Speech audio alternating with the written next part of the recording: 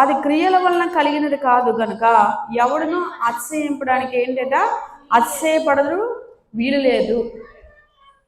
కనుక మనం దేని బట్టి అతిశయిస్తామంటే దేని బట్టి అతిశయించండి వీలు లేదు. ఎందుకు అతిశయించాలి, దేనికి అతిశయించాలి? అతిశయించవలసిన పని ఏమీ మనకి లేదు. మనం ఈరోజు ఇలా ఉన్నాము అంటే అది కేవలం దేవుడి కృపే, దేవుడి వరమే.